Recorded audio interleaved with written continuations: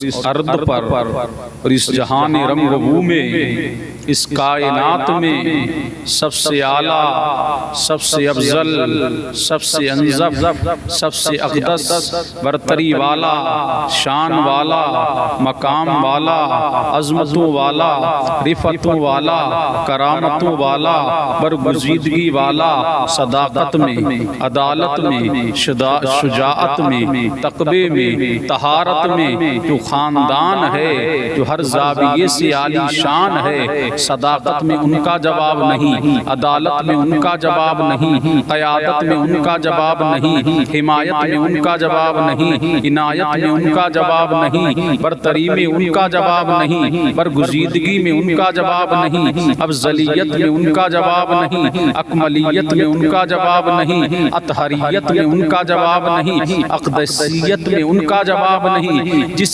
زاویے سے دیکھیے تاجدار کائنات صلی اللہ علیہ وآلہ وسلم کا خاندان ہی خاندان جلیل الشان ہے، اور یہی تاجدار کائنات صلی اللہ علیہ وآلہ وسلم کے اہل بیت اطہار ہیں، جن کے بارے میں قرآن یوں ناطق ہے، قُلْ لَا أَسْأَلُكُمْ عَلَيْهِ أَجْرًا إِلَّا الْمَوَدَّةَ فِي الْقُرْبَى۔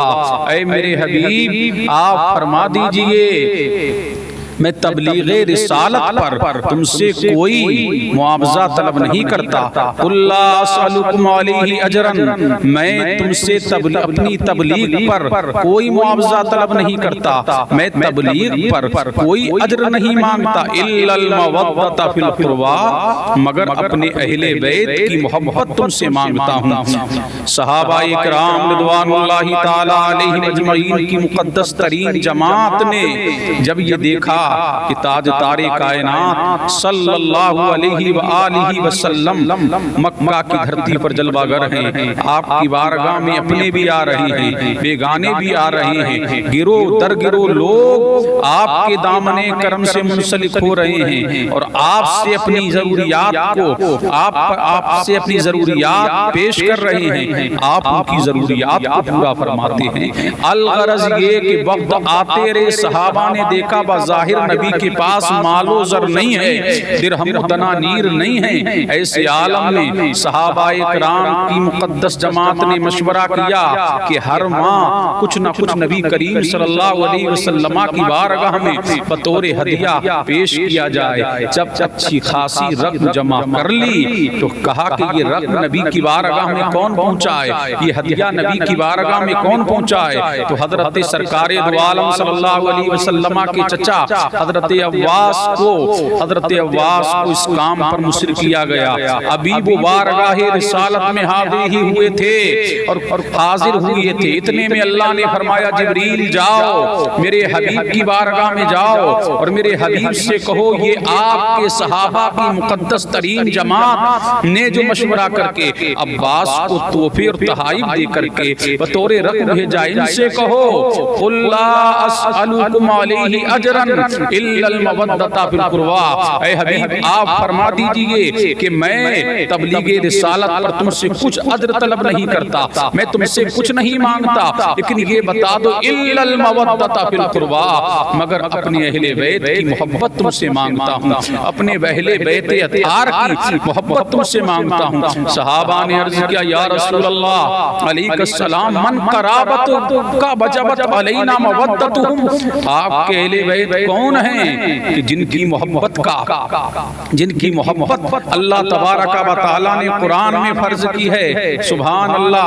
تو رحمت دو عالم صلی اللہ علیہ وسلم نے فرمایا وہ علی مرتضیٰ ہیں، وہ فاطمہ زہرا ہیں، وہ حسن مجتبیٰ ہیں، وہ حسین شہید کربلا ہیں، کہ جن کی محبت جان ایمان ہے، جن کی محبت فرض ایمان ہے، جن کی محبت جان ایمان ہے، جن کی محبت لال ایمان ہے۔ پتہ لگا یہ کنبہ نبی کا کنبہ ہے، یہ خاندان نبی کریم صلی اللہ علیہ وسلم کا خاندان ہے، جن کی محبت کو اللہ تبارک و تعالی نے فرض فرمایا ہے۔ اسی لیے اللہ کے رسول صلی اللہ علیہ وسلم نے فرمایا جو اہل بیت کی محبت میں مرے گا اللہ تبارک و تعالی اس کو شہادت کا درجہ عطا فرمائے گا۔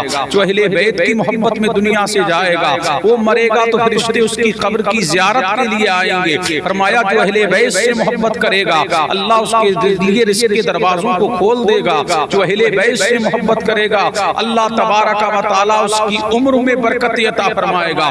فرمایا اللہ کے رسول نے یہ میرے اہل بیت ہیں. فرمایا کہ مجھ سے محبت کرو کہ اللہ تبارک و تعالی نے اپنی نعمتیں مجھ پر تمام کی ہیں. اس بنا پر اللہ کا فضل ملنے پر مجھ سے محبت کرو اور میری اہل بیت سے محبت کرو. اسی لیے کہ ان کو جو قرب حاصل ہے وہ آمنہ کے لال سے حاصل ہے. اسی لیے فرمایا یہ میرا نسب بھی ہیں اور یہ میرا حسب بھی ہیں. قیامت کے دن فرمایا ہر رشتہ ختم ہو جائے گا.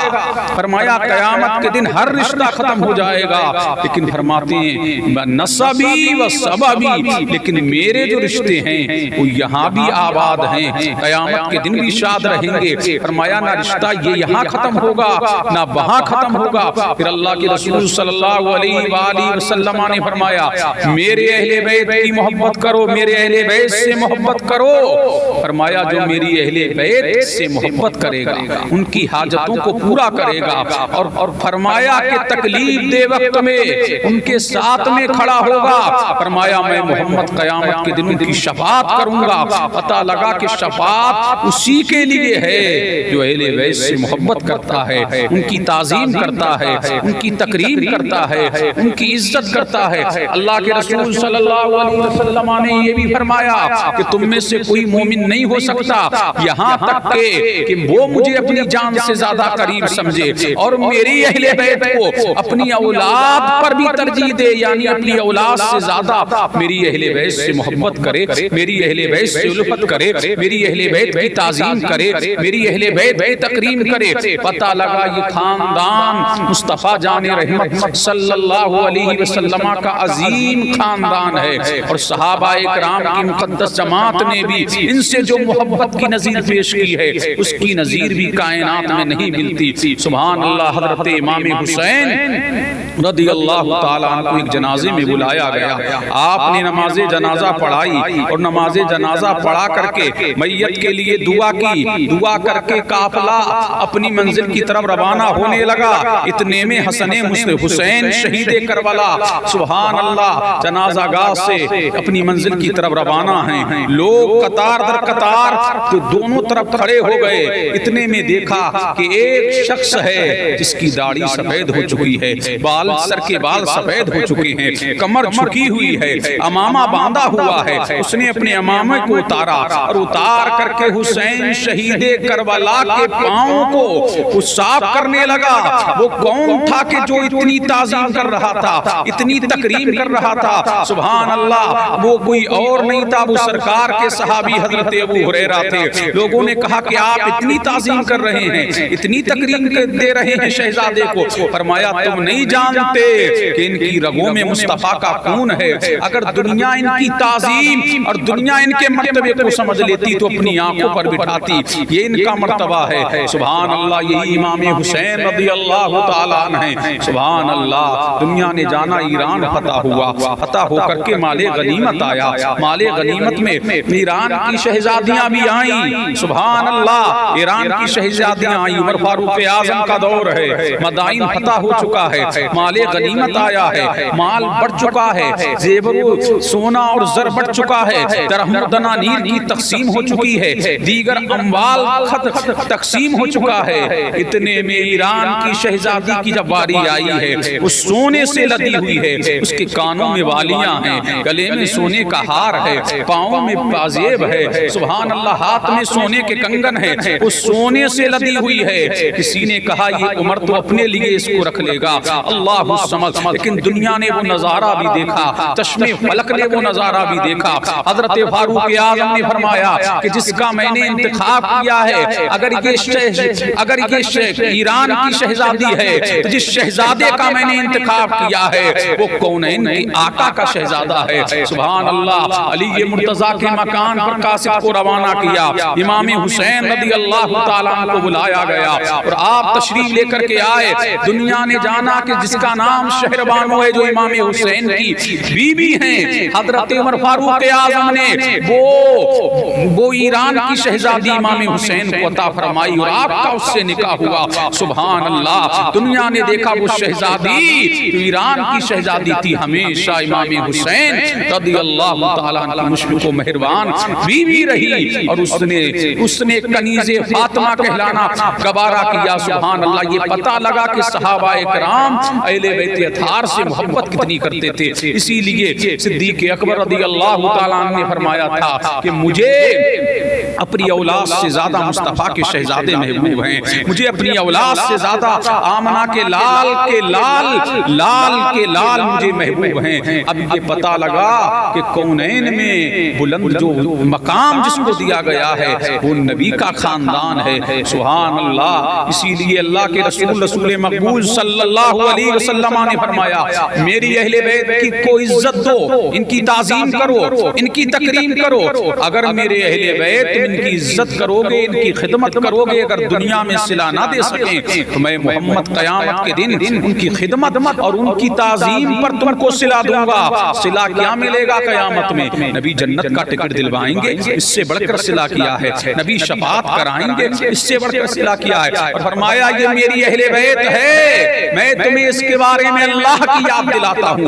اذکرکم اللہ فی اہل بیتی، اذکرکم اللہ فی اہل بیتی، اذکرکم اللہ فی اہل بیتی۔ اے لوگوں کان کھول کے سن لو، یہ میری اہل بیت ہے، اس کے بارے میں تمہیں اللہ کی یاد دلاتا ہوں، اس کے بارے میں تمہیں اللہ کی یاد دلاتا ہوں۔ میرے باپ تم ان پر شبشو نہ مارنا، میرے باپ تم ان کے ساتھ غلط رویہ اختیار نہیں کرنا، یہ میری اہل بیت ہے، تمہیں اللہ کی یاد دلاتا ہوں۔ اپنی اہل بیت کے بارے میں تم ان کی عزت کرو گے، تمہارے لیے دنیا و عقبہ کی کامرانی و کامیابی کا راز مضمر ہے۔ اور فرمایا یہ میرے اہل بیت ہیں۔ سبحان اللہ، یہ فرمایا یہ میرے اہل بیت ہیں، ان کی عزت کرو، ان کو تعظیم دو، ان کی عزت کرو۔ سبحان اللہ، اللہ کے رسول صلی اللہ علیہ وآلہ وسلم نے فرمایا جو میری اہل بیت کی عزت کرے گا اللہ قیامت کے دن ان کے چہروں کو چمکدار فرما دے گا۔ اللہ تبارک و تعالیٰ اس کی دنیا میں اس کی عمر کو بڑھا دے گا، اس کے لیے رزق کے دروازوں کو کھول دے گا۔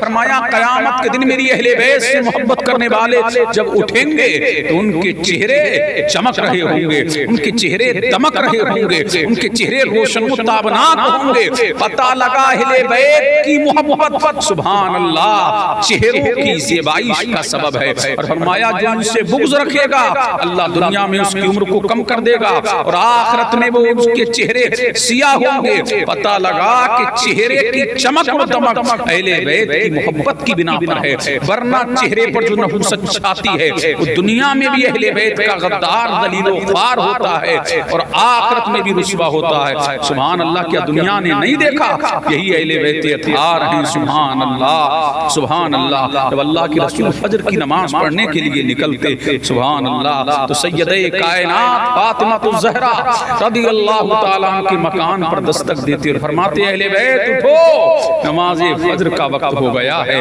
سبحان اللہ، انما یرید اللہ لیذھب عنکم الرجس۔ جب یہ آیے کریمہ سبحان اللہ نازل ہوئی کہ اللہ تبارک و تعالیٰ چاہتا ہے کہ اہل بیت سے گندگی کو دور کر دے، اللہ کے رسول 6 مہینے تک اہل بیت اطہار کے مکان پر ان کا دروازہ کھٹکھٹاتے فرماتے اٹھو، اللہ کی تم پر سلامتی ہو، اہل بیت اللہ نے تم سے گندگی کو دور فرما دیا ہے۔ پتہ لگا یہ اہل بیت طیب و طاہر ہیں، کیوں نہ ہو امام اہل سنت فرماتے آب تطہیر سے جس میں پودے جمے اس ریاض نجابت پہ لاکھوں سلام۔ سبحان اللہ، آب تطہیر سے اس میں پودے جمے ہیں اور ایسے پھول کھلے ہیں سبحان اللہ کی جس کی نظیر پیش کرنے سے دنیا قاصر ہے۔ یہ اللہ تبارک و تعالیٰ نے مقام عطا فرمایا، یہی امام حسین ہیں۔ سبحان اللہ، کہاں جا رہے ہیں؟ آپ کے دائیں کاندھے پر حسن مجتبیٰ ہیں، بائیں کاندھے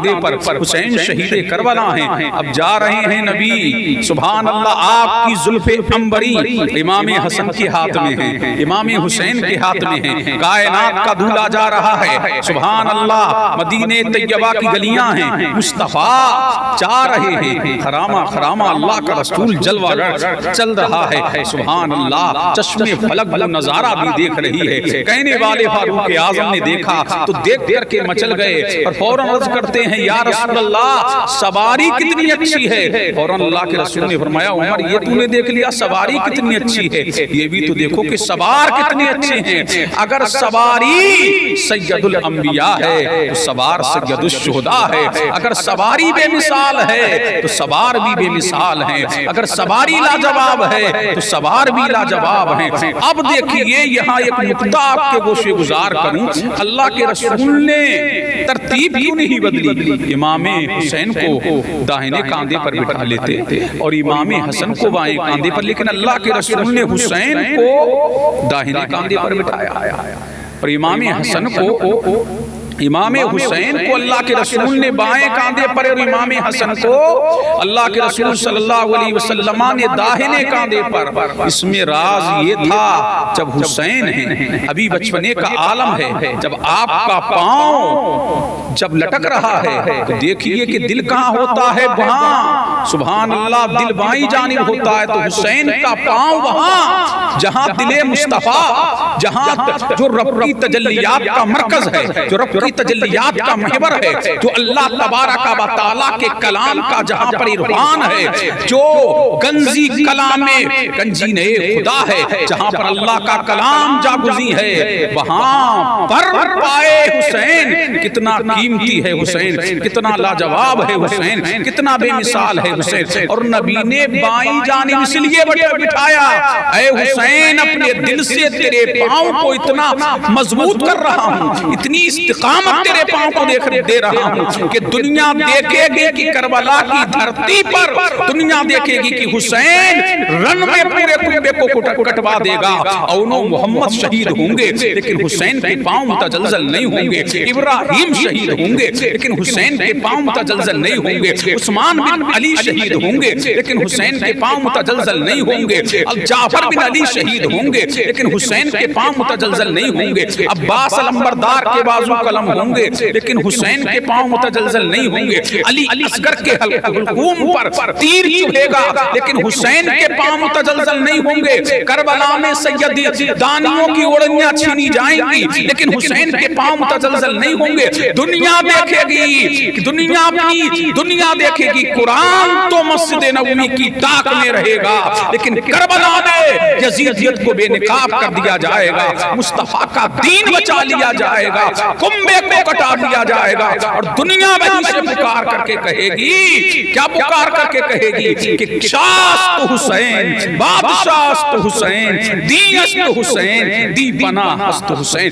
یہ حسین ہے، سبحان اللہ۔ کسی کہنے والے نے کہا تھا حسین گرنا شہید ہوتا تو آج گھر گھر یزید ہوتا، نبی کی سنت عیاں نہ ہوتی، خدا کے گھر میں اذان نہ ہوتی، پتہ لگا آج جو مسجدوں میں اذانوں کی پکار ہے اللہ الصمد، یہ حسین شہید کربلا ہی کی تو عنایت ہے۔ اب چلتے چلاتے اور سنیے امام حسین رضی اللہ تعالیٰ عنہ کی شان و عظمت، اللہ الصمد، یہ ماہ محرم قریب آ رہا ہے، اللہ الصمد، امام حسین رضی اللہ تعالیٰ عنہ کا بچپنے کا عالم ہے، اور آپ نے ننھے چھوٹے چھوٹے قدموں سے جمعہ کا دن ہے مسجد نبوی کی طرف جا رہی، امام علی مقام رضی اللہ تعالی مسجد لوگوں سے کھچا کھچ بھری ہوئی ہے، وہیں پر صداقت کا تاجدار بھی بیٹھا ہے، عدالت کا شہسوار بھی بیٹھا ہے، سخاوت کا علمبردار بھی بیٹھا ہے، وہیں پر شجاعت کا پیکر بھی بیٹھا ہے، وہیں پر صہیب و عمار بھی جلوہ گر ہیں۔ اللہ الصمد، دنیا نے دیکھا کہ حسین آ رہے ہیں، چھوٹے چھوٹے قدم ہیں اور جا رہے ہیں مسجد نبوی کی طرف، سبحان اللہ، آ گئے مسجد نبوی میں، اللہ کا رسول خطبہ دے رہا ہے، اللہ خطبہ دے رہا ہے، خطبہ چل رہا ہے، اللہ کی توحید کا خطبہ چل رہا ہے، انبیاء کی رسالت کا خطبہ چل رہا ہے، رسولوں کی رسالت کا خطبہ چل رہا ہے، انبیاء کی نبوت کا۔ اتنے میں حسین آ گئے، سبحان اللہ، نبی نے دیکھا کہ حسین کے پیروں لڑکھڑا رہے ہیں، اور اللہ کا رسول ممبر سے نیچے آیا اور ممبر سے نیچے آ کر کے حسین کو اپنی آغوش میں اٹھا لیا، اور آغوش میں جب اٹھایا، سبحان اللہ، آغوش میں اٹھایا تو خطبے کا عنوان بدل گیا، خطبے کا تذکرہ بدل گیا، اب خطبے کی ریتی بدل رہی ہے۔ پہلے خطبہ توحید پہ چل رہا ہے، انبیاء کی رسالت پہ، رسولوں کی رسالت پر چل رہا ہے، نبیوں کی نبوت پر چل رہا ہے، اب خطبے کا طرز بدلا۔ اللہ کے رسول نے فرمایا یا ایھا الناس، اے لوگوں جان لو، اے لوگوں پہچان لو، ھذا حسین، یہ حسین ہے۔ کون نہیں جانتا یہ حسین ہے؟ کس کو پتا نہیں علی کا بیٹا ہے؟ کس کو خبر نہیں فاطمہ کا شہزادہ ہے؟ کس کو پتا نہیں خاندان بنی ہاشم کا شیر نر ہے؟ کس کو پتا نہیں کہ یہ خان مصطفیٰ جان رحمت کا بیٹا ہے؟ کس کو پتا نہیں خدیجہ الکبریٰ کا نواسہ ہے؟ کس کو خبر نہیں حضرت سبحان اللہ، کس کو خبر نہیں حضرت رقیہ اور حضرت زینب اور حضرت ام کلثوم کا سبحان اللہ بھانجا ہے؟ لیکن اللہ کے رسول فرماتے ہیں یا ایھا الناس، لوگوں یہ جان لو، ھذا حسین، اور قریب ھذا اس میں اشارہ قریب کر کے بتایا کہ لوگوں نے میری محبت میں حسین بہت سے نام رکھ لیے ہیں، لیکن وہ حسین نہیں، ھذا حسین، یہ حسین ہے۔ پھر اللہ کے رسول نے فرمایا عارفوہ، اس کو پہچانو، فانصروہ، اس کی مدد کرو۔ سبحان اللہ، کیا اس میں راز مضمر ہے؟ عارفوہ، اس کو پہچان لو، فانصروہ، اس کی مدد کرو، یہ حسین ہے، اس کی مدد کرو۔ فرمایا ایک دور آئے گا جب میرے حسین پر ایسا وقت آئے گا، اللہ